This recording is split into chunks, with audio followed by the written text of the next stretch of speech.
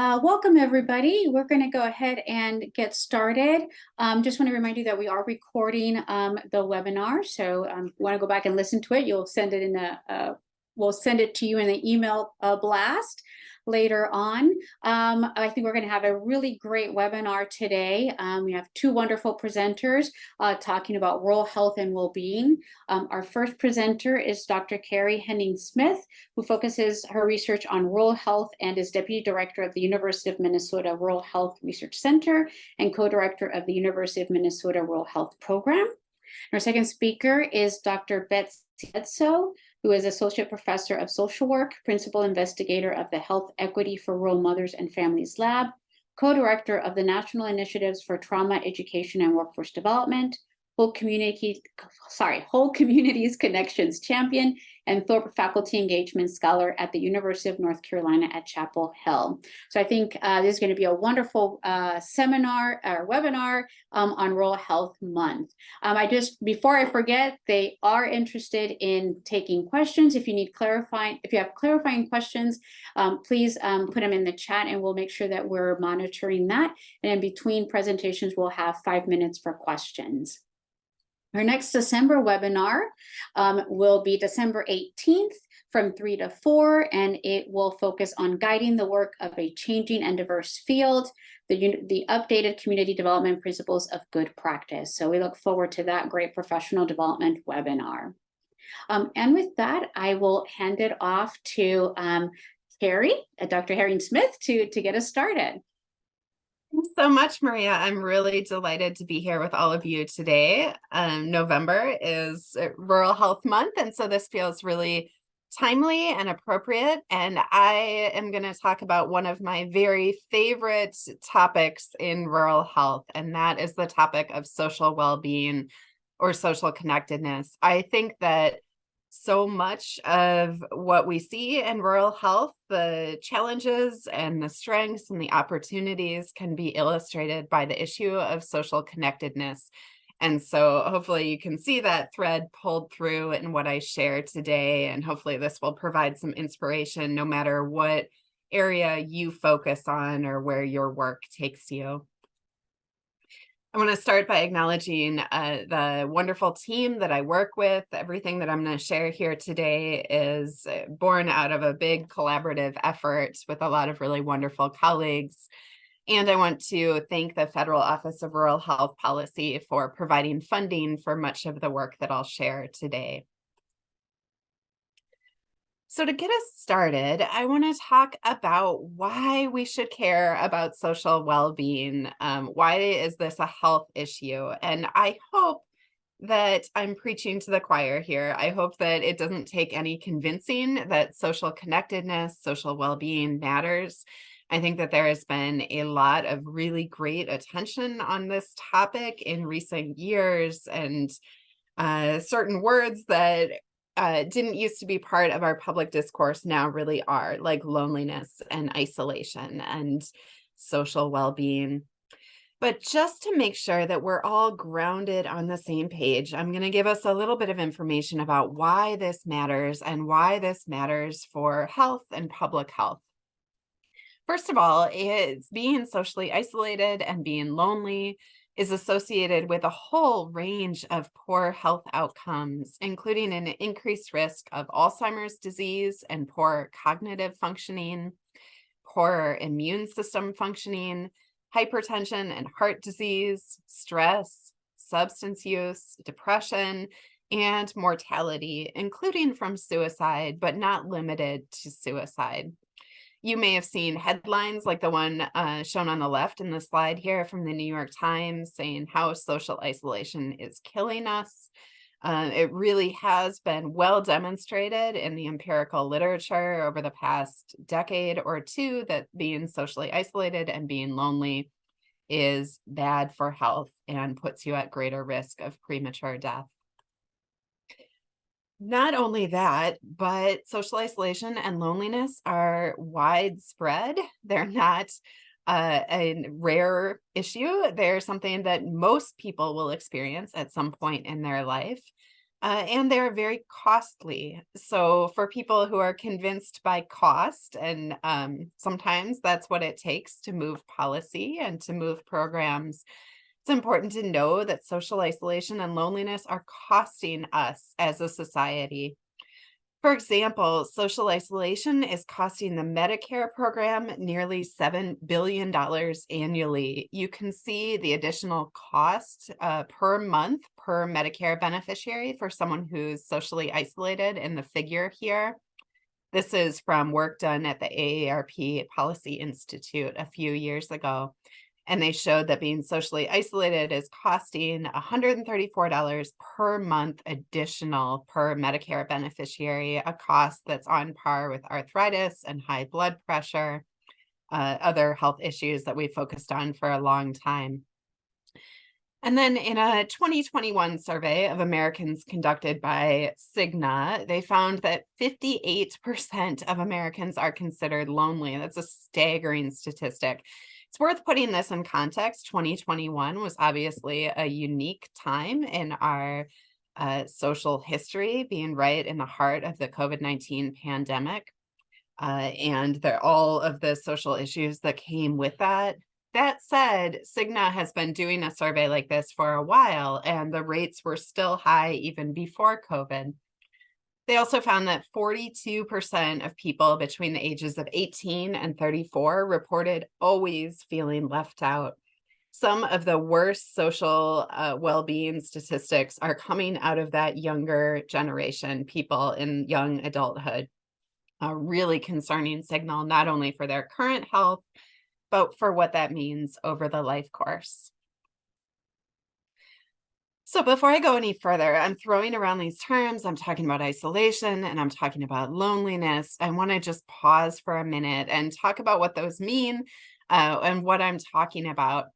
There's not one perfect definition here of social connectedness or social well-being. There are a lot of different ways to measure it. You may hear terms like social isolation, social connectedness, loneliness, living alone. These are all related but distinct constructs. But in general, as kind of a shorthand for us, social isolation means a lack of social connections. It's often talked about as an objective measure of how many people, how many relationships someone has in their life, how often someone is seeing other people and interacting with them in a meaningful way. And loneliness is often thought of as a more subjective measure in which someone's social needs are not being met. And we all have a different threshold of what our social needs are. Being alone does not mean that you are lonely necessarily, and you can be with other people and still feel lonely. Everyone has their own threshold of what that is. But despite loneliness, despite isolation being widespread, despite them being common, I want to pause and say that there is not an equal risk of isolation and loneliness, that they are not equitably distributed across the population. And certain populations, certain groups face higher risk. These include people with chronic conditions and disabilities. There are a lot of reasons for this, and they have to do with accessibility of our public spaces, the amount of time and energy it takes to engage in social activity, and resources available to people on top of other things. People living alone, not by choice, face a higher risk for loneliness and isolation. You can definitely live alone and it can be a really positive situation, but we do see higher risk for people who are not living alone by choice. This might be people who are widowed or who otherwise would have chosen to live with someone but are not for a variety of circumstances. We also see a higher risk for people who face structural barriers to connection, things like lack of access to transportation and technology, and people who are impacted by racism, homophobia, transphobia, xenophobia, all of those social ills that make us unconnected from one another, that put up literal divisions between each other. And people who have unequal access to healthcare and to other types of resources also face higher risk of both being isolated and lonely, but also of the health impacts of being isolated and lonely. The headline on the top here is from an op-ed that I wrote in the very beginning of the COVID-19 pandemic, because we were suddenly all very focused on isolation and on social well-being as we were asked to stay in our homes, to limit our contact with one another. All of a sudden, I heard people talking about social well-being in a way that I had never heard before, and this is something that I'd been focused on for a while. And I was really excited about those conversations. I was not excited about what was causing them, but I was excited that suddenly we were focused on that. But what was missing from those conversations was nuance about who was going to be most impacted. And I knew from my work in rural health that the rural populations have a variety of the risk factors listed here, and I didn't see any acknowledgement of that unequal risk in this public conversation that we were having here. So this op-ed addresses that and a need for more nuance in the conversation around social connectedness. I'm going to back up it just for a little bit and talk about myself and why I came to focus on this issue, why this feels important to me. I was born in rural Kansas and then moved around quite a bit as a little kid and as a young adult. All of the dots here on this map indicate a place where I held an address, sometimes for just a few months, sometimes for many, many years.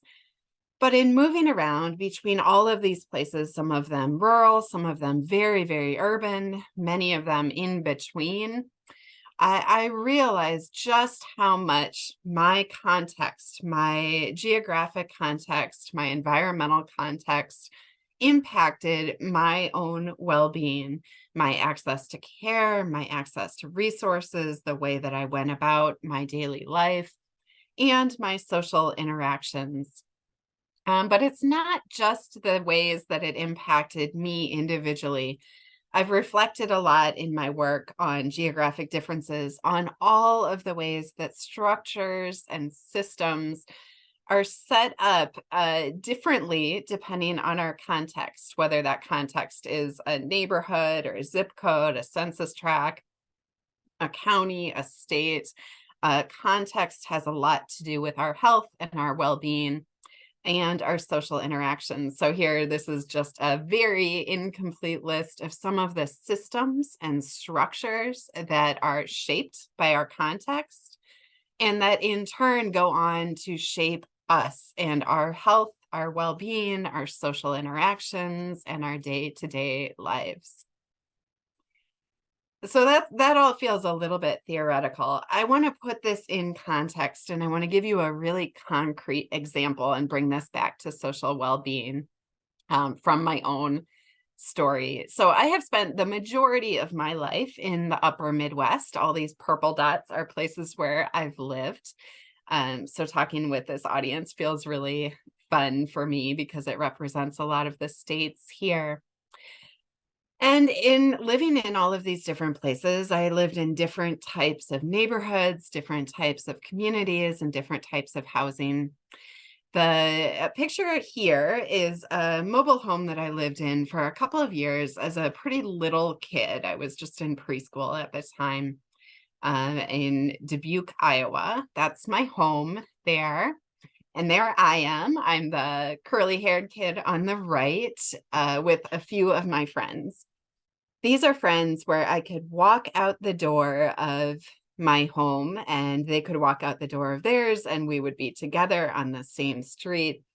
There was a lot going for us socially as kids in this home and in this neighborhood. There was a cul-de-sac at the end of the street, so there wasn't busy traffic coming through. There were a lot of parents and a lot of grown-ups around and a lot of social cohesion and social capital within this community. So parents felt comfortable that we could leave our doors and someone would be looking out for us. There would always be a community there to watch out for the kids.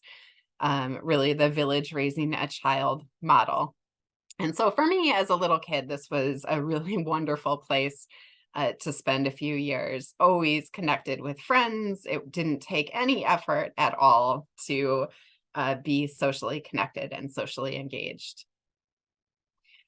Not long after living there, I moved here to southern Wisconsin. You can see the pin on the map there is where my home was located, and it might be a little bit hard to tell from the picture, but I didn't have any immediate neighbors here, and I lived on the intersection of two county roads, county highways. Those highways had high speed limits, 55 miles an hour. It was not safe for me as a child to walk outside and walk on the highways. It wasn't feasible for me to get myself over to see friends. Suddenly, that rich social connection that I had had in my earlier community was no longer available to me. But I had parents. I was lucky to have two working parents at home who both had relatively flexible schedules and access to both time and resources to be able to drive me to see friends or to be able to have friends over. And so I was able to maintain social connections, but it required access to resources. It required a lot of extra help. This is a pretty simplistic example, but I think it helps to illustrate how our context and our access to resources really can form the basis of the social connections that we have or do not have on our day-to-day life. So what does all this mean for rural? That was a lot of talking about myself and a lot of talking about background. But we're here today to talk about what this means for rural and for rural health. I want to walk back through some of those risk factors that I mentioned earlier for being socially isolated and being lonely. And I want to connect those risk factors to rural so that we can be really concrete about what this means for rural populations. First of all, I mentioned that loneliness and isolation is more common among people who have a disability or chronic conditions. And disability rates are higher among rural populations, particularly people in non-core rural counties. Those are the most rural counties where you have a population of less than 10,000, generally speaking. Living alone is also more common in rural counties. This comes out of some research that we did at the Rural Health Research Center at the University of Minnesota, mapping the rates of living alone across the country by rural and urban status. And what we found is that 15% of households in rural counties are people living alone, and that's compared with 13.5% of people in metropolitan or urban counties.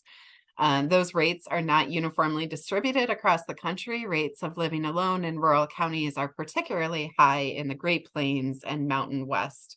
And there are a lot of reasons for that, demographic, economic reasons for that, that we won't go into right now. But suffice it to say that living alone is more common in rural counties than in urban. This won't come as a surprise to anyone here, I'm sure, but rural areas are also plagued by challenges around transportation. This is an incredibly complex and difficult issue without an easy answer. There is no simple solution for rural transportation. I wish that there were.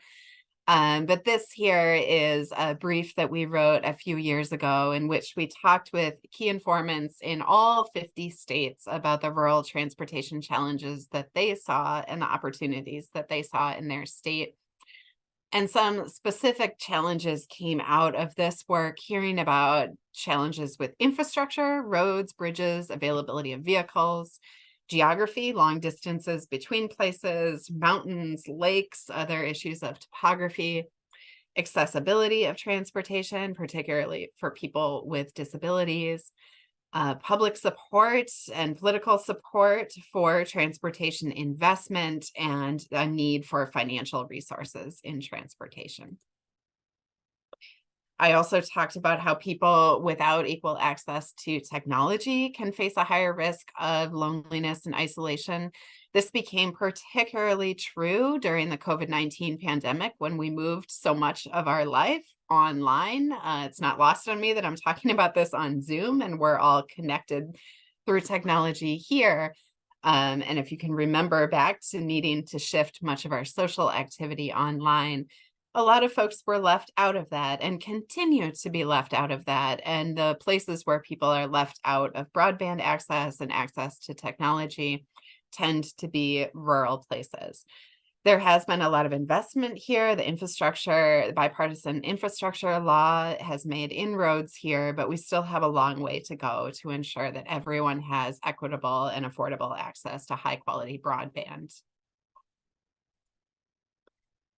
And then I mentioned the issue of access to care. And if you're struggling with social isolation and loneliness and the health impacts of those, it's particularly important to have access to timely, high quality care. Unfortunately, many rural places do not have access to the care that they need. This is just one example of one type of care, rural hospitals, and this map shows where rural hospitals have closed since 2010. Can see that the closures have not been uniformly distributed across the country. There are a bunch of reasons for that, which I'm not going to cover in detail now. But suffice it to say that if I showed you any other type of rural healthcare infrastructure, things like clinics and nursing homes, obstetric units, pharmacies, you would see other patterns of closure and you would see barriers to care. I also see in the chat that someone would like to get a copy of the article. I'm happy to share copies of any of the articles and briefs that I'm sharing here. Rural populations are changing. So this is not a static conversation. This is not a static group. We've seen incredible change in who lives in rural places, in how populous rural places are in recent years. This map here shows population change in rural counties just between 2021 and 2022. And there's some good news from this map. We've seen growth in many, many rural communities. All of those that are in blue here experience population gain during that period of time. This is counter to that narrative that we have of rural places shrinking, rural places dying. Many rural places are thriving and many are growing. But that means that there's a lot of work to be done to ensure that people are welcomed into rural communities and that social opportunities are available for them across the population and across the community that they live in. Rural areas are also becoming more diverse. All of the places here shown in yellow had an increase in the share of the population that was not non-Hispanic white. Since the last census between 2010 and 2020, each of these places became more racially and ethnically diverse. It's worth saying that rural places have always been racially and ethnically diverse, but are becoming more so. And this is worth pointing out for the reasons that I mentioned before, increased risk of social isolation and loneliness in places that are plagued by racism and xenophobia. To the extent that we have rural places that are not welcoming and inclusive of everyone, we may see greater rates of isolation and loneliness, particularly for these populations here. And many rural areas are getting older. So as the populations are growing, changing, becoming more diverse, they are also continuing to age. And this brings with it unique challenges and unique opportunities around the social structure of a community and around the needs that the community has. So that was a lot of background about rural communities and rural places and particular risk factors that they might face when it comes to isolation and loneliness. But what do the data say? What are the actual answers around social well-being in rural places? I'm going to share the results of a few studies that we've done in this area. And we at the Rural Health Research Center have been doing quite a bit of work in this area for several years. So I'm really just showing you the tip of the iceberg. If this is something that you're really interested in, please reach out. I'm happy to share additional resources with you. But I want to start with this article here that was published in the Journal of Rural Health. And we used data looking at social isolation and loneliness and differences in that by urban and rural location for older adults, ages 65 and older. So bear in mind that some of the worst outcomes are among younger adults. That's not the population that we were looking at here, partly because that's not who was included in this data set, but they do deserve quite a bit of attention. And what we found here was partly a very good news story for rural. And this is consistent with other research showing that rural residents have greater, larger social networks. We found that older adults in non-core rural communities, in particular, reported that they have more close family members in their life. They were significantly more likely to say that they have more than 20 close family members in their life. However, it wasn't just family. We also found that older adults in micropolitan rural counties and non-core rural counties said they have more friends. In particular, they were more likely to say they have more than 20 friends. That's a lot of friends. I don't know if any of you are counting up your friends in your head right now, but 20 is quite a bit. And just about a third of all older adults in rural communities said they have more than 20 friends.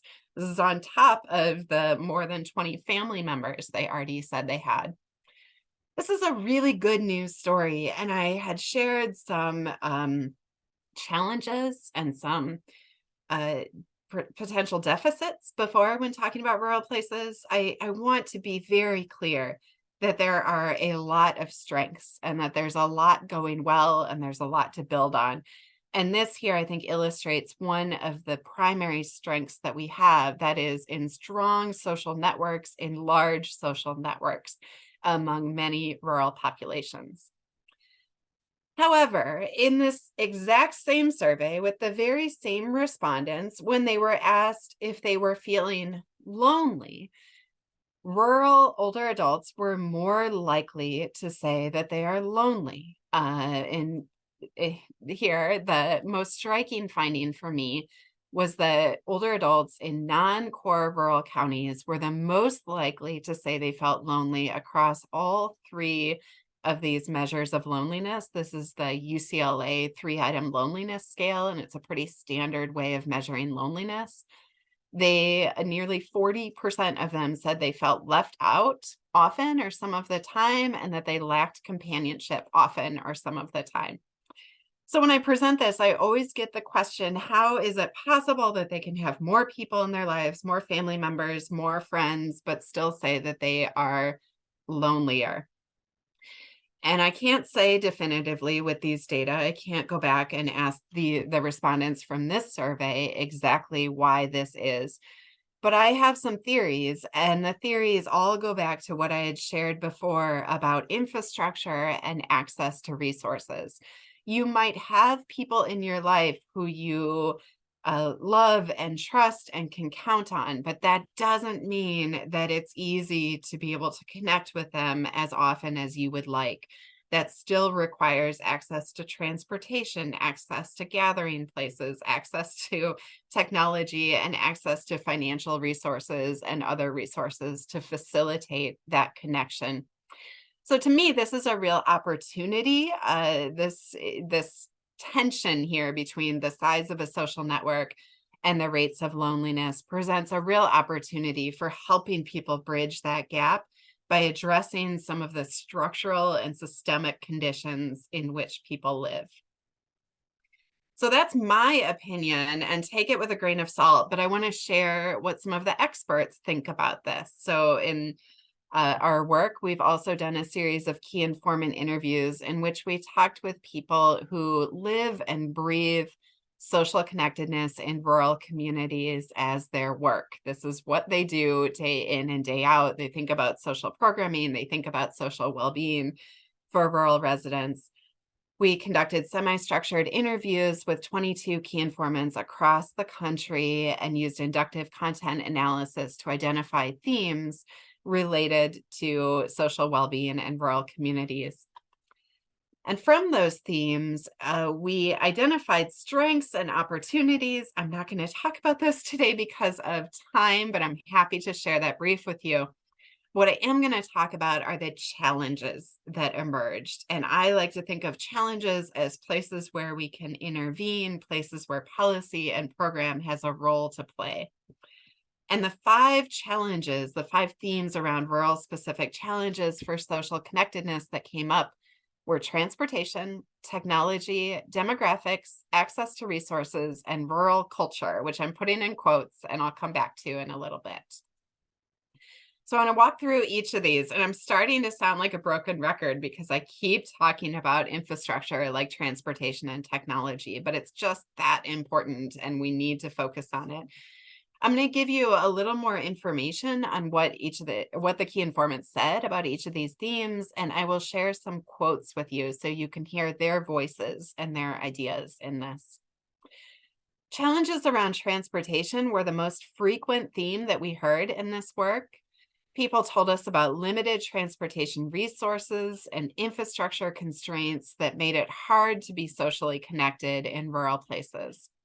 We also heard about how long distances make it hard to access providers and events and resources. Someone said to us, this is someone who works in a rural community, and their focus is on putting together community events and welcoming programming for recent immigrants into their community. And they said to us, our bus doesn't run on Sundays. So you're losing that whole weekend day that you could say, hey, we're going to have a big picnic at the park.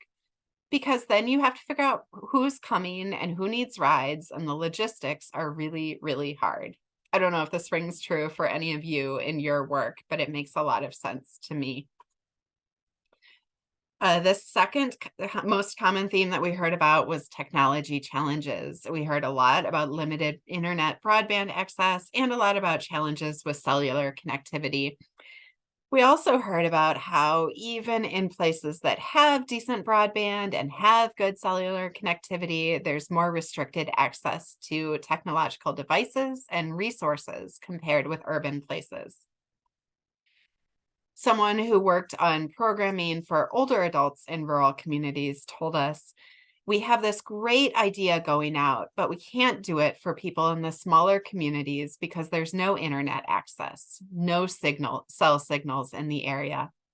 There are certain places where there are dead spots, and that's where people live. Next, we heard a lot about demographics. I talked about this earlier when I showed the maps of growing rural communities, diversifying rural communities, and aging rural communities. All three of those things are happening simultaneously. And that came through in the interviews that we did. We heard about an aging population and younger people moving to urban areas and the different complexities that introduced for social connectedness. Partly that families were becoming more geographically distant as younger adults were moving away. That was splitting up this family structure that might have been in place for a long time. But also it impacted workforce availability, and it impacted the entire vitality of the community as the age structure changed. We heard a lot about people living in poverty and struggling to get by from day to day. In that situation, it's really hard to find the time and the resources to focus on social connection. And we heard a lot about increasing racial and ethnic diversity, but also about the fact that there was limited availability of culturally and linguistically appropriate services for recent immigrant populations, which made it not as socially inclusive as it could have been or should have been in some rural communities. And next, we heard a lot about access to resources. People told us about having fewer formal programs and gathering places in some of their communities. We heard about the challenges of low population density, simply not enough people to provide the tax base, the economic base to support that type of social infrastructure. We heard about healthcare constraints and workforce shortages and fewer available volunteers for things like driving people around or running programs. Someone shared with us, this was someone who works in healthcare and has worked a lot of time as an EMT in rural places. They said to us, as an EMT, I've gone on a lot of 911 calls because they didn't have anyone else in their life. I don't know how many runs I've gone on that are caused by loneliness, but it's more than you would think. And finally, I promised I would come back to this idea of rural culture, which I'm going to keep putting in quotes because there is not one uniform rural culture. I said before, and I'll say again, rural places are not monolithic. There's incredible diversity across rural people and across rural places. But despite that, we did hear over and over again from the key informants about things that are qualitatively different about rural places compared with urban places in a way that they refer to as culture. This included talking about the larger strength and size of rural families, but also about the fact that it might be isolating to be different in some way in a smaller community. And people talked about how challenging in some communities it might be to be different because of your race or your language or your age or your gender or your sexual orientation or your disability or any number of identifying characteristics. And in rural communities, it might be harder to find that social group in which you feel accepted and seen and welcomed. And we also heard about a shift toward being less likely to know one's neighbor and increased political divides. This came through in talking about elections in rural places. I think that this would also come through if we talked about some of the tensions that arose around the response to the COVID-19 pandemic and some of the mistrust that happened in rural communities. A story that really stuck with me from one of the interviews that we did was about a small community that had one diner in town, and after an election, people who voted one way no longer felt welcomed in that diner and then no longer had that place to gather with friends, gather with their community. So that was a lot of overarching information about social isolation and loneliness in rural communities, a little bit of data there, a lot of information from key informants. But I want to take a few minutes as I end here to talk about some specific populations that I think deserve particular attention and that I think are receiving some of that attention through NCR, CRD, and might be of interest to the population here. The first is unpaid caregivers or informal caregivers, family caregivers in rural places. This is a population that we have spent some time studying and thinking about at the University of Minnesota Rural Health Research Center. And as part of that work, we also did a set of key informant interviews there with an entirely different group of people. We did 41 key informant interviews for that project, and again, identified different challenges, different issues for that population. But importantly, isolation came up as one of the themes that was really important for how rural unpaid caregivers were doing and what their health was like. And I want to share just a couple of quotes with you from that work, because I think these are really illustrative of what we're talking about today. Someone said to us, isolation is also a really big issue. It's a problem for both caregivers and care recipients. For caregivers, if they want to go to town for a quick break, they often can't because there isn't someone living next door who can come over and help them. The isolation can lead to depression and anxiety. Many older adults used to be social and go into town a lot, but then health problems made it harder for them to do so. And someone else said to us, there aren't as many providers like respite, companion care, and adult day services. And people who live on farms or ranches can't leave their care recipient at home. So a lot of them take their care recipient with them as they plow the fields and leave them in a truck to wait, which is dangerous.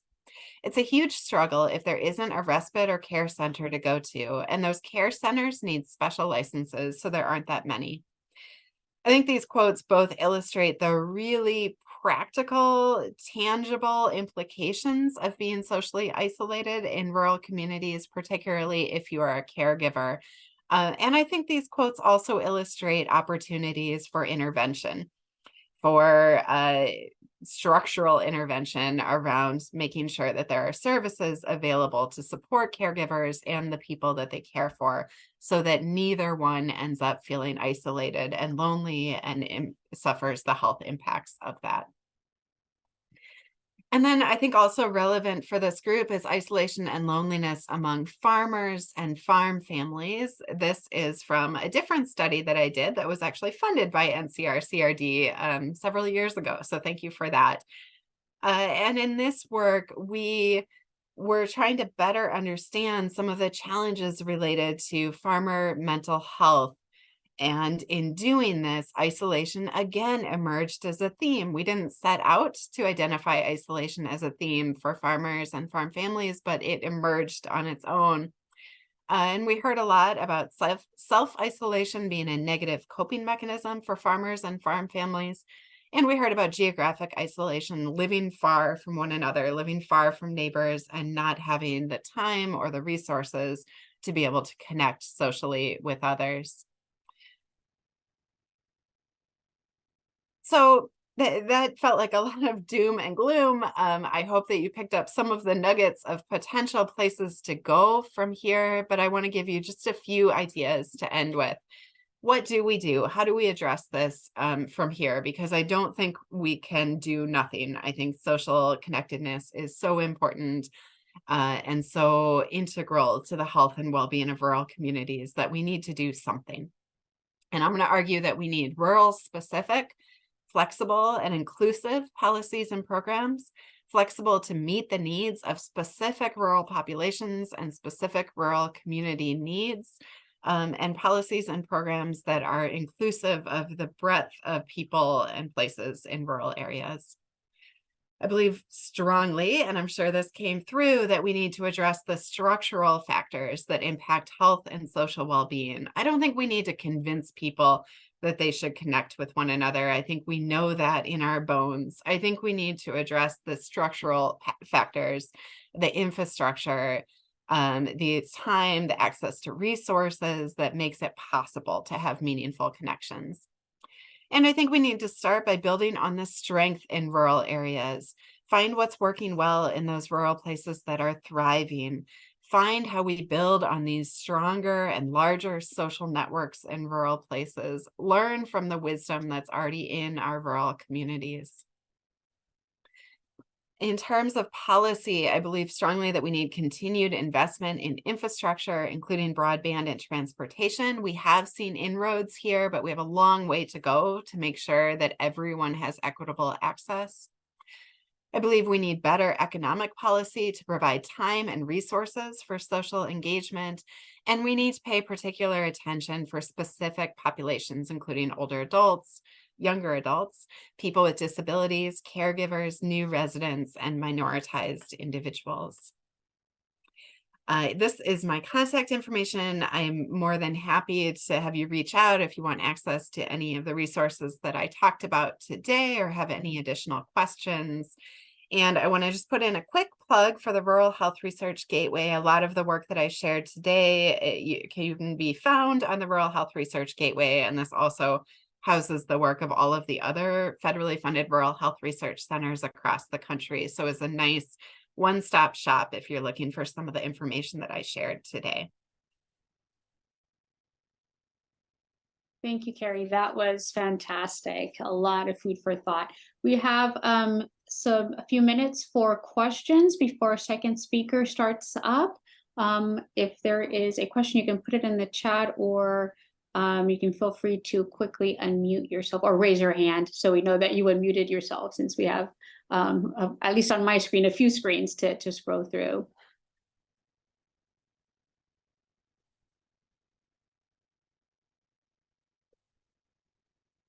And if not, truly the offer is stands to reach out and ask me if you want access to any of the resources I shared.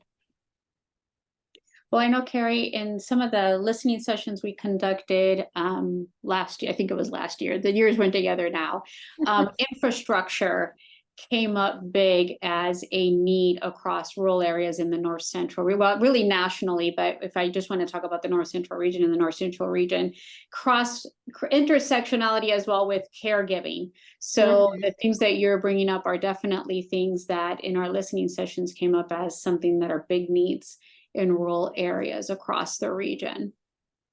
I think that's good. I think the more we can be consistent in what we're finding and what we're highlighting, the more impactful we can be.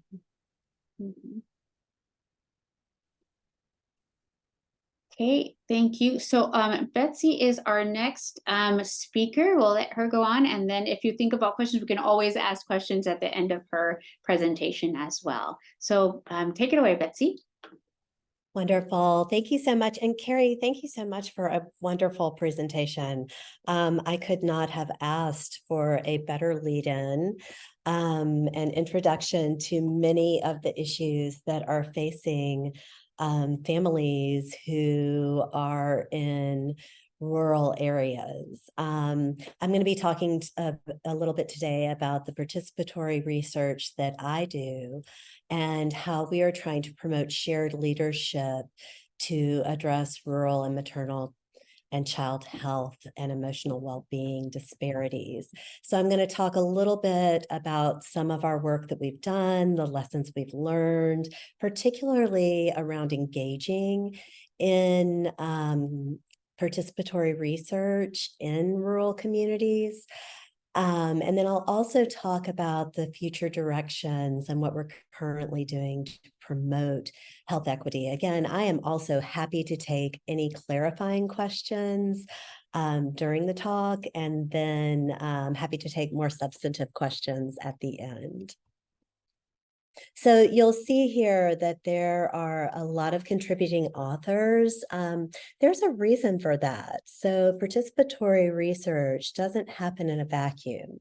So I want to acknowledge that while I'm presenting today, this is not just my work. This is the work of other university partners and our community team members.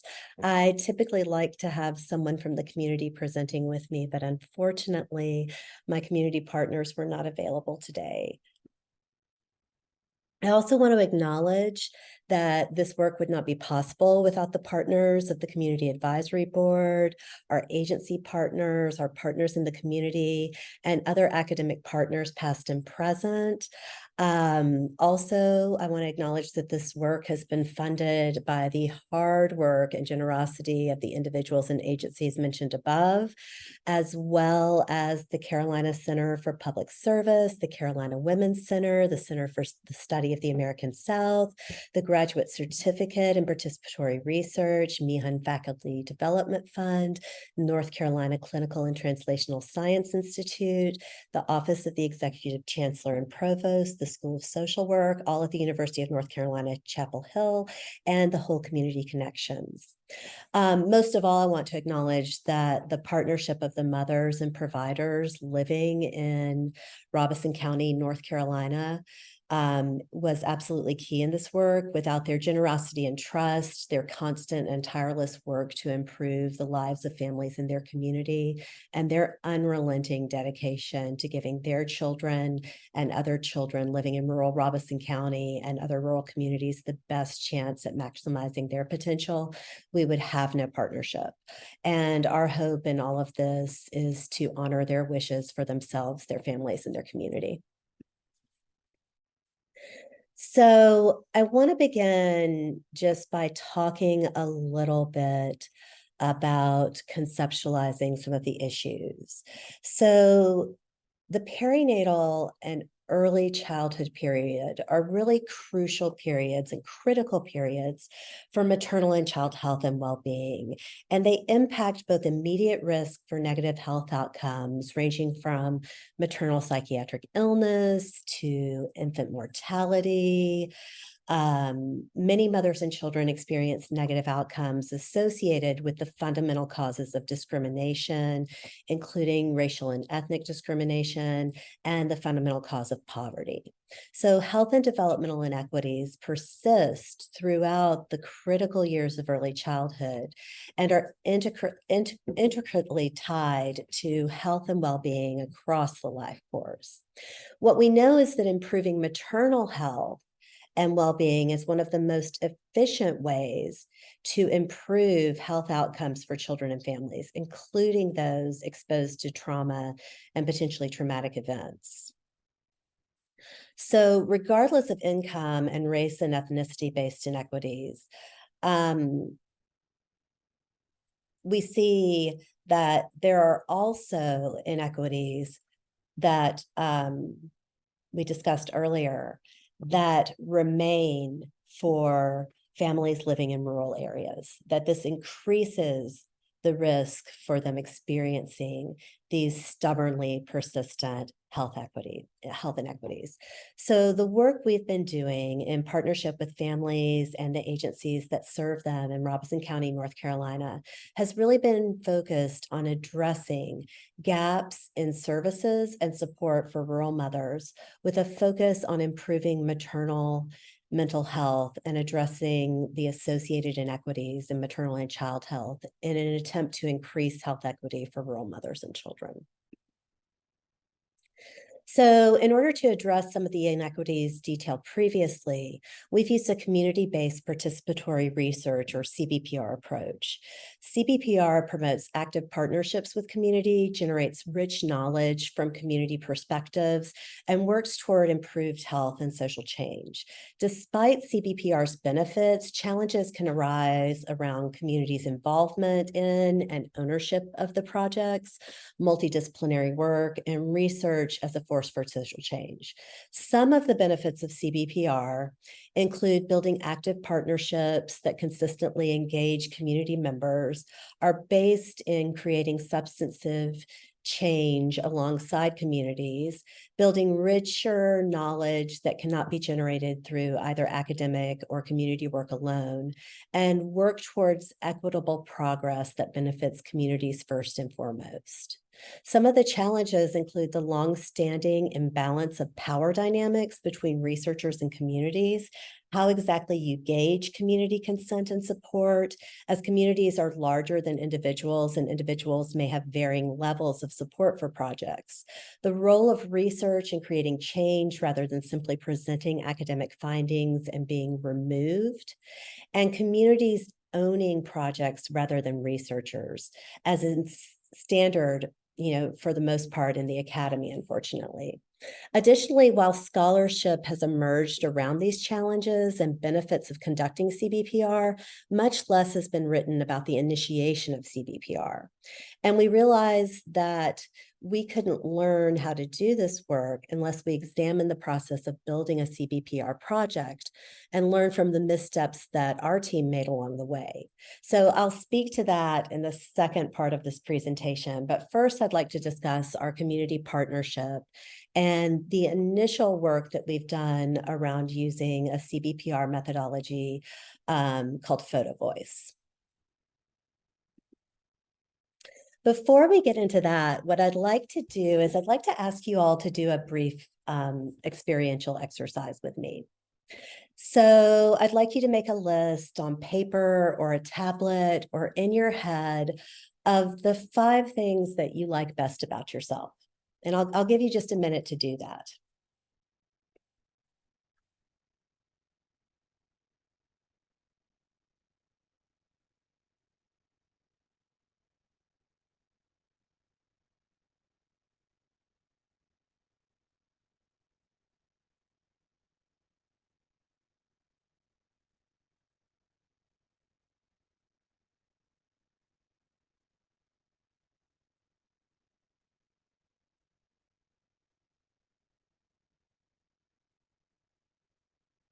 All right. Now, I'd like everyone to think about the things that you like least about yourself. And just quickly jot down the 5 things that you like least about yourself?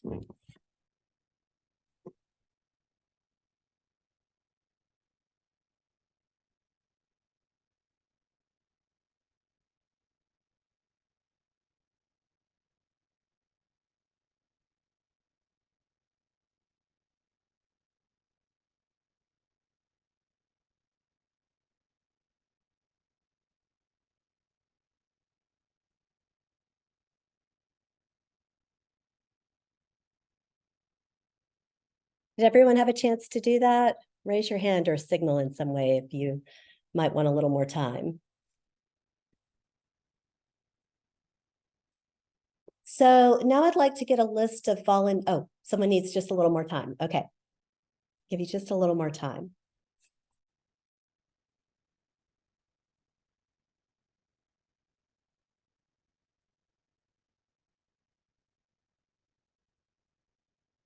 So now if I said that I was going to go around this room and ask everyone to, or this virtual room, I should say, and ask everyone to introduce yourself using only one list, which one would most of you pick? You'd probably pick the first list, the things you like best about yourself, right? So how many people would like to volunteer? Just raise your virtual hand to introduce yourself by talking about the things in the second list.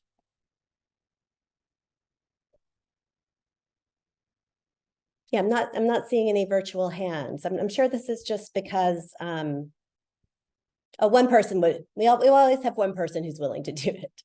Well, I'm not going to ask you to, but the reason I do this exercise is because as researchers, this is how we have typically been trained to describe communities, by talking about everything that is wrong with them. So I want us to just think about that for a minute. How many of you would want to be in partnership with someone who focused only on that second list about you? Because that second list, as you can tell by looking at the first list, doesn't encompass the multifaceted person that you are. Just like the list of what's wrong with communities doesn't encompass everything there is to know about them. And they feel just about as happy as most of us would feel if we were only defined by that second list. So I want to talk a little bit about Robeson County, and I want to talk first about how most of us are trained to describe the communities that we work with. So this is a map of North Carolina, and here you can see Robeson County is highlighted in red. It's a rural county in southeastern North Carolina with a median income of $32,407, compared to the state's average of $65,964. So less than half of the state's average mean income. It's a majority minority community. Over 1/3 of the residents in Robeson County identify as American Indian, and the county is home to the Lumbee tribe. And it's important to know that the Lumbee tribe is a state-recognized tribe, which I could spend a whole hour and a half talking about the differences and the disparities between state-recognized and federally recognized tribes, and still only scratch the surface. 25% of folks in the county identify as white, 24% identify as Black, and 8% as Hispanic or Latinx or Latine, depending on what word they use to identify.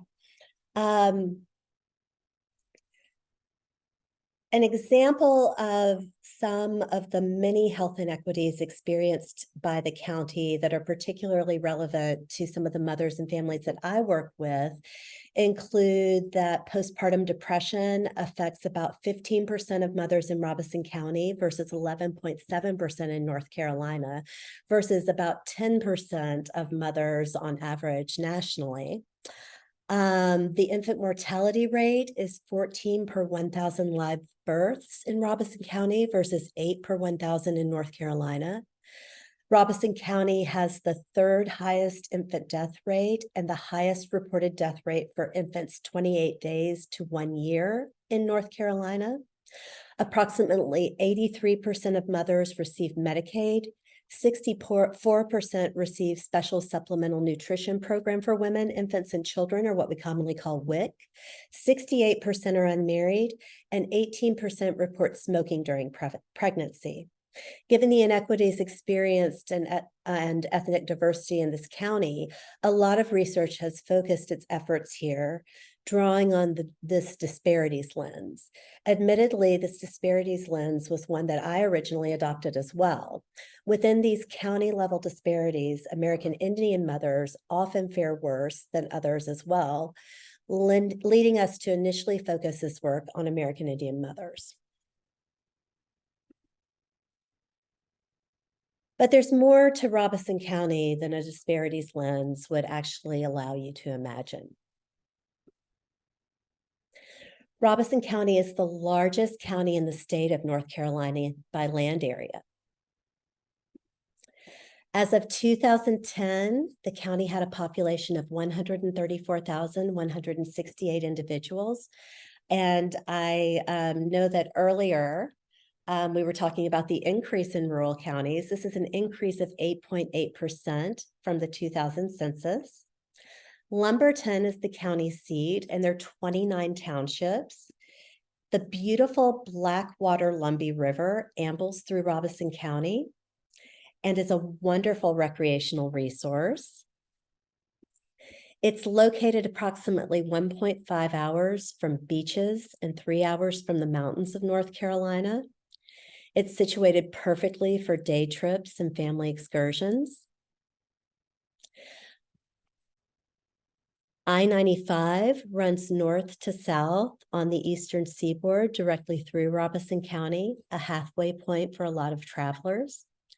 It's the home of the University of Pembroke. I'm sorry, the University of North Carolina at Pembroke. I-74 runs east to west, connecting the beaches to the mountains.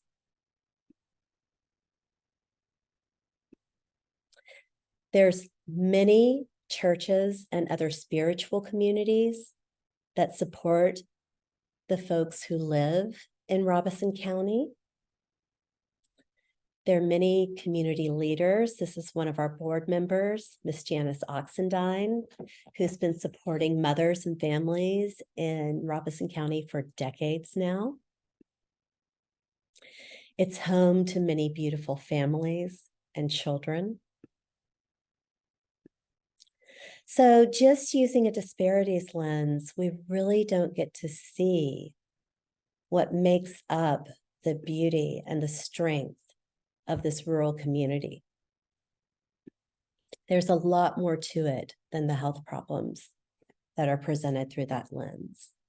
So I was originally introduced to work around perinatal health in Robeson County through connections in nursing and social work at UNC because of my work in perinatal depression. Jada Brooks, who is from Robeson County and currently lives in Robeson County, and Sarah Verbeest were instrumental in helping me to connect with and maintain connections in Robeson County. The co-PI on our early work, Caitlin Masters, learned about the perinatal health challenges and work in Robeson County through her contacts at the American Indian Center at UNC. And she sought me out, and we began work that had been delayed by natural disasters in the community and difficulty obtaining funding previously. For about a year, most of 2017, we struggled with making connections in the community, which I'll talk about more later. Jada's involvement helped us re-engage in a much more equitable and meaningful way. As two researchers not from Robeson County with limited history working there and coming from an institution that had conducted work in the community that had created ample distrust, even as we tried to do this work using a participatory lens, we struggled navigating how much to reach out to people versus how much this would feel forced and not fully engaged. As we began to build community partnerships, we were able to begin a more equitable journey with the community and expand this work to encompass all mothers in the community rather than focusing on American Indian mothers specifically. And I use the term American Indian mothers here because that is how the majority of mothers in the county prefer to be identified. We found that community partners did indeed want to address maternal, perinatal, and postpartum health, but did not want to focus solely on disparities within the county. Our initial project evolved to become Mothers Improving Pregnancy and Postpartum Health Outcomes through Story Sharing, or what we shortened to My Photos. This was an exploratory study which sought to improve perinatal health in the county. The study used photo voice, a CPBR methodology that uses photos to assist in identifying, representing, and enhancing important issues in communities. I'll share some of that process and what we learned with our partners and co-researchers. So following the tenets of CBPR, we first built a community advisory board. Our initial CAB was made up of individuals at multiple organizations serving mothers and children in Robeson County, including Healthy Start and Nurse Family Partnership. We started working with partners at Healthy Start and Nurse Family Partnership in 2018. We've consistently met with our CAB regularly though less frequently and virtually during the COVID-19 pandemic since then. They've shaped the questions we've asked, the methods we've used, the funding we've pursued, and the pace at which the research has moved. This is really important when thinking through a CBPR lens. We've also worked with our CAB to recruit mothers for our original Photo Voice project. 4 of these mothers joined the Community Advisory Board, and we still have 2 mothers who are actively participating. We lost one who moved out of the community and another who had a child with severe disabilities and worked full-time and felt that she needed to cycle off of the board for a time period in order to deal with her personal commitments. 4 of these mothers joined the board, as I said, and 2 are currently active. We also have 1 mother, along with the tenets of moving the project ownership into the community, who has joined the study as project staff. So the objective of this first phase of our work in Robeson County was to listen to mothers' stories and develop an understanding of their challenges and strengths related to having and raising infants and toddlers in their communities. We had originally thought we would focus on pregnant women, but as we went into the community, we learned that they wanted to expand this work to also look at the challenges that were impacting mothers of infants and toddlers. And following CBPR, we went with their needs. My photos focused on building foundational knowledge to advance sustainable social change and health equity for rural mothers and children. So for those of you who may not be familiar with Photo Voice, it's a participatory approach in which researchers and community members work together to build deep and genuine understanding of the community's experience through photography. So Photo Voice has a few main goals. The first is to use photography to engage members as co-investigators. So when I refer to our co-researchers, I'm referring to the mothers in the community who we recruited to participate on this project. The second goal is to juxtapose realities to construct new knowledge about how the community issue is part of a system of power and authority. And then the third is to reach influential advocates with this new knowledge to generate action steps to affect change. So for this project, our Community Advisory Board helped us recruit mothers residing in Robeson County. Over the course of the project, participants participated in 5 photo assignments that they designed as a group to answer questions. And then we held meetings about every 2 months to go over each of the assignments.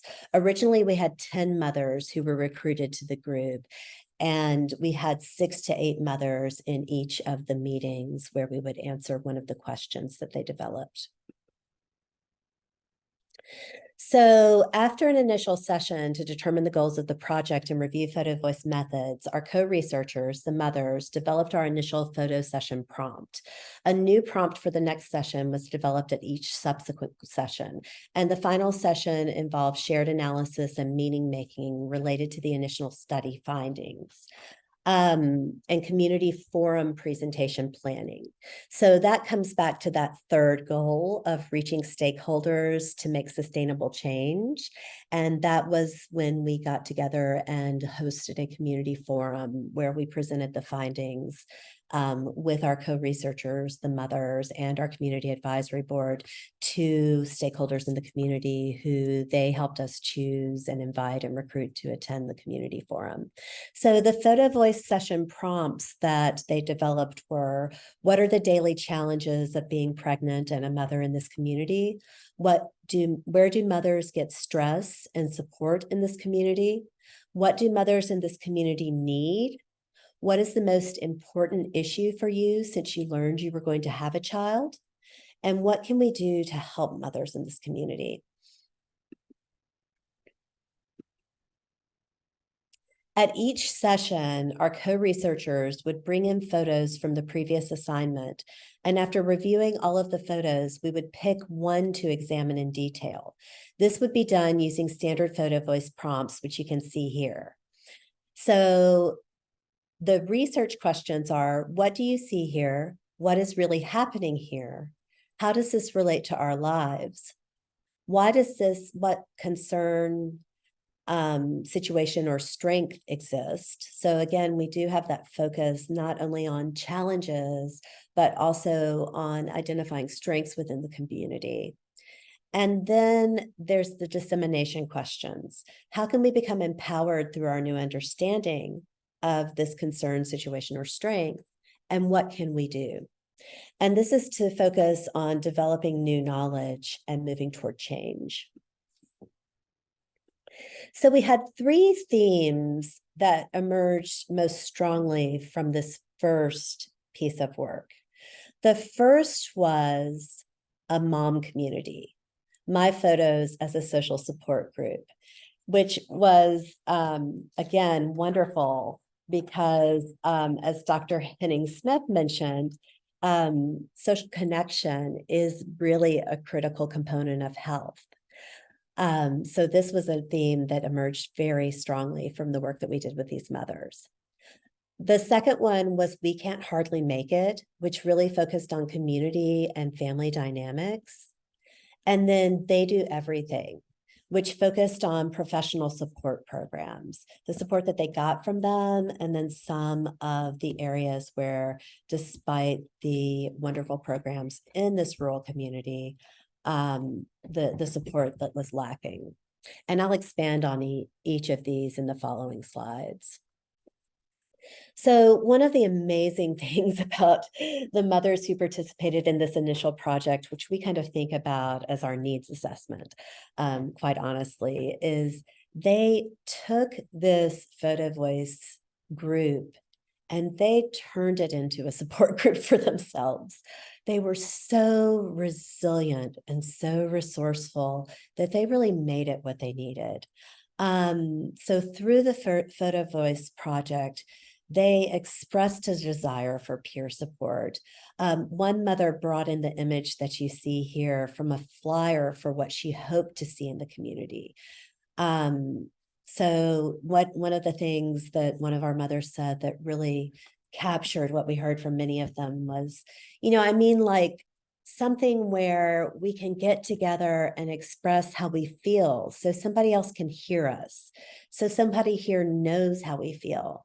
Maybe somebody needs to take a stance so we can actually put something into action here.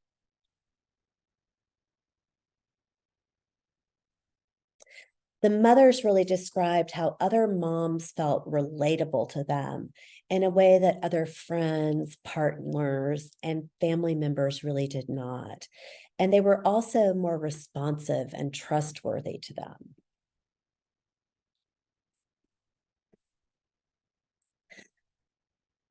Throughout the photo voice discussions, mothers built each other up in a way they wish was reflected in how others viewed them.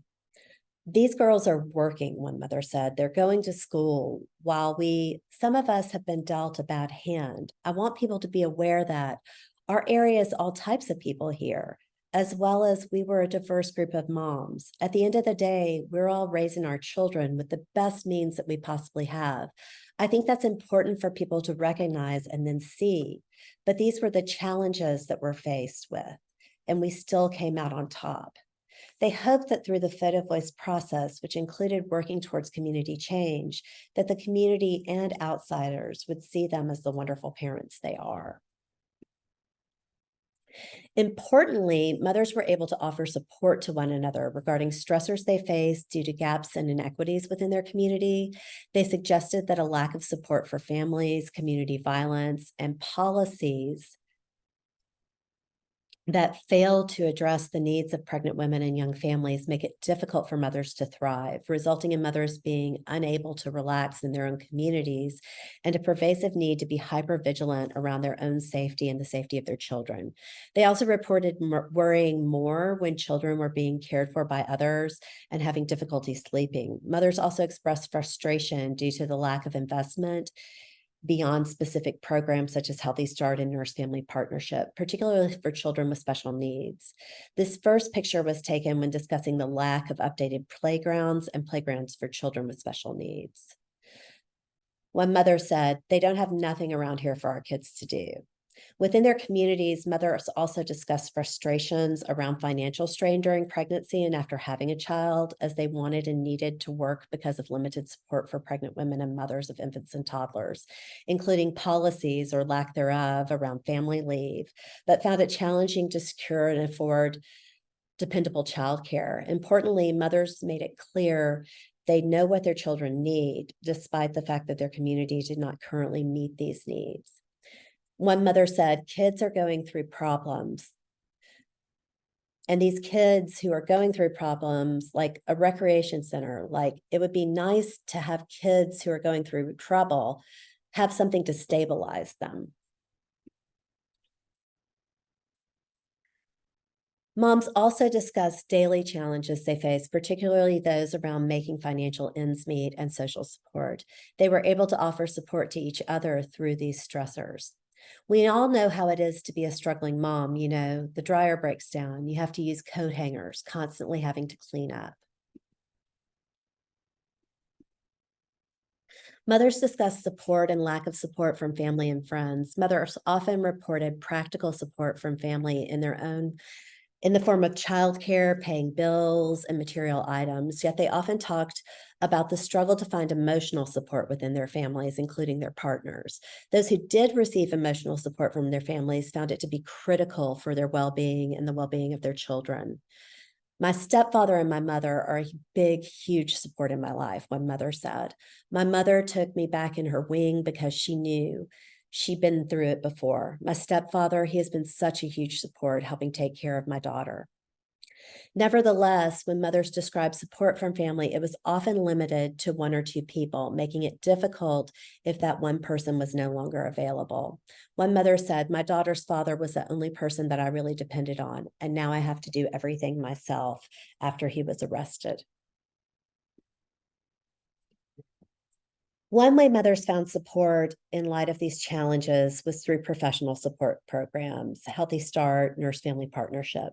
Mothers said that their programs are often one of their main sources of support, highlighting the importance of universal early childcare programs to support new mothers and young families. Mothers viewed the support as both emotional and practical. They often did not have other readily available sources of emotional support that felt safe and turned to their nurse for support during those times. One mother said, "Yes, this is my support. I mean, I've still got my partner, but these people basically are my support. I can talk to them about my husband, but you can't talk to your husband about your husband. My nurse has helped me through so much with school, with being a first-time mom. It's difficult trying to find support here." Mothers wanted to extend these these programs beyond the standard 18 to 24 months, stating that the support they provide is critical. Additionally, while they enjoyed the less formal groups for mothers that the programs provided, these were infrequent. They often only saw the nurse or support worker and would want an opportunity for group gatherings with other mothers to enhance social support. Mothers in Nurse Family Partnership wanted support beyond their first pregnancy, and all mothers desired services that extended beyond 24 months. The mothers expressed that it is stressful knowing that the nurses and support workers would only be with them for 2 years. One mother said, after the support's gone, then what? What are you supposed to do?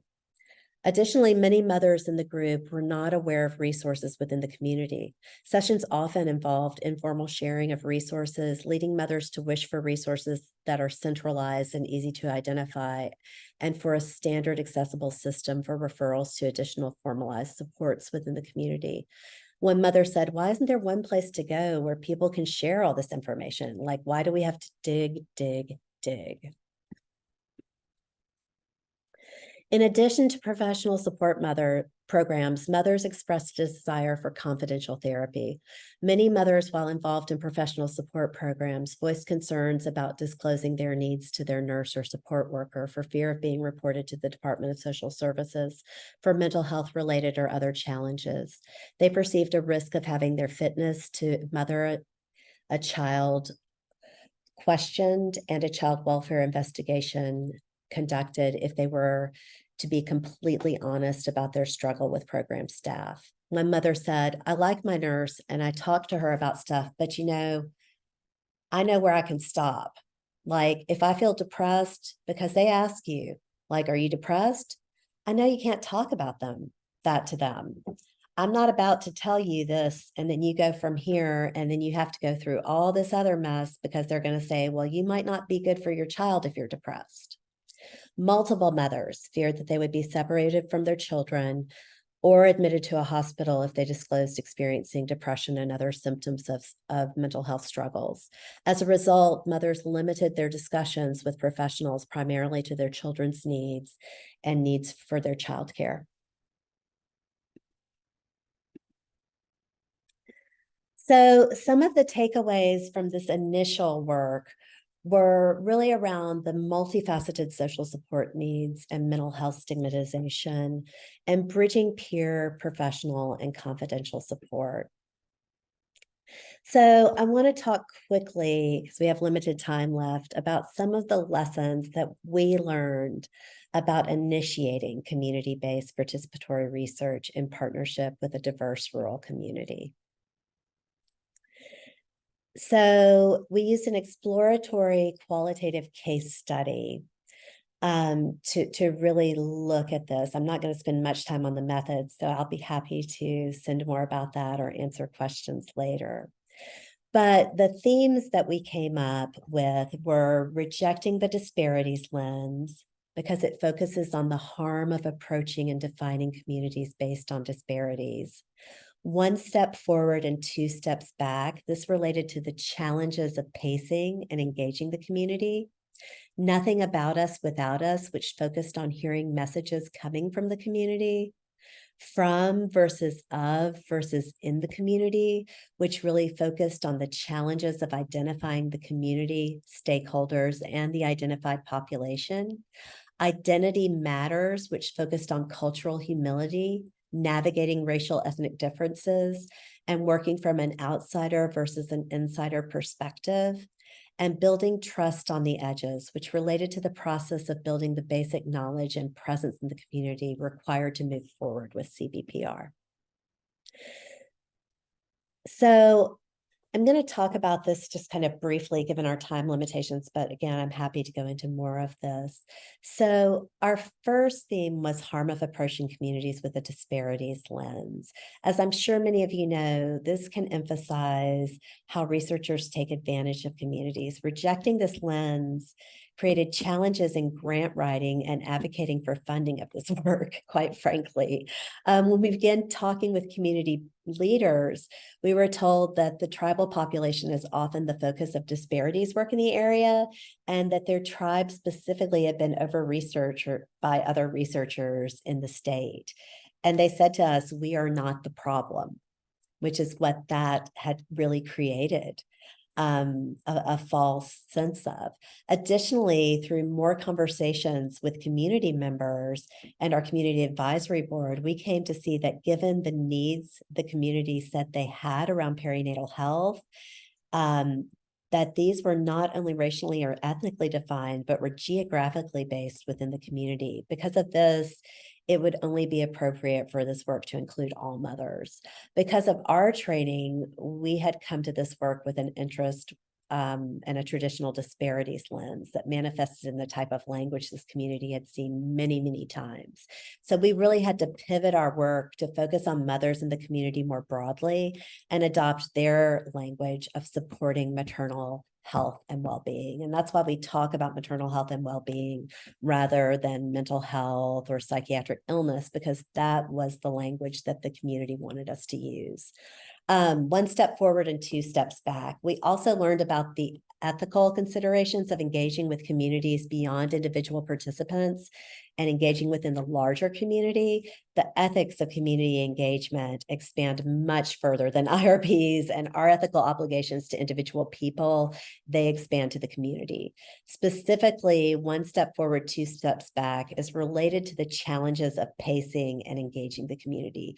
We would often start developing relationships, realize we needed to take a big picture perspective and would need to step back again. Or we would move forward in our partnership and realize we were guiding the conversation too much, resulting in taking steps back again.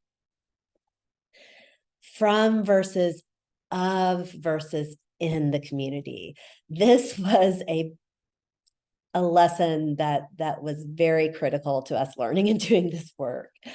In talking with community members and leaders, we quickly saw that even if folks were part of the community, you had a different perspective if you were of the community, but no longer lived in it versus still living in the community. So part of our team was originally approached by the American Indian Center at UNC because they had this history of working with Indigenous communities and was interested in working with tribes in North Carolina. That was my co-investigator, Dr. LeMasters. So we partnered with the AIC at UNC, and through them, we were put in contact with the North Carolina American Indian Health Board. Lumpy professors and students at UNC and at UNCP, and pediatricians in Robeson County. The North Carolina American Indian Health Board then put us in touch with the Tribal Council. This was all backwards because the folks who are no longer in the community are viewed differently by the folks in the community. We should have started with folks in the community. So what you see here is kind of how we divided the folks. The yellow were the folks in Robeson County and the non-local were blue. And you can see how we started with the blue and ended up at the yellow. We should have really reversed that process. And that was something that really caused one of our steps back. It is much easier to gain access to academic partners, and we often learn about community partners through them, but this can really create tension and reinforces the academy power dynamics and community members sometimes feeling as if they may be taken advantage of. Nothing about us without us is for us. This was really about needing to incorporate the community and make sure that the work we were doing benefited the community. In some, we learned that if the community doesn't approve or doesn't want this work, it shouldn't be done. And if it is to be done, it needs to be done in true equitable partnership, which is what we've been building and working toward. And then finally, identity matters and power dynamics matter. And so we had to think about how those worked within the community. I know we're almost out of time. I apologize. But these are some of the takeaways that we had around examining existing relationships within the community, identifying who to work with, developing a strategy, and most of all, being flexible and being patient. And I'll stop there and see if we have any questions. Well, thanks, Betsy. That is so interesting. Actually, we had another webinar recently that talked about also engaging with communities. So this is also very timely on a particular topic. So it's very interesting. If you have a question, you can go ahead and unmute yourself or put it in the chat. We have a couple of minutes.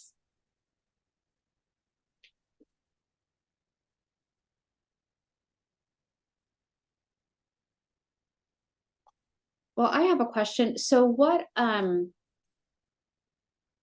you, I mean, you might not have had a chance to do that in the time because there were some time limits, but what were some of the takeaways in terms of for the mothers or for the mothers in terms of increasing health equity and outcomes?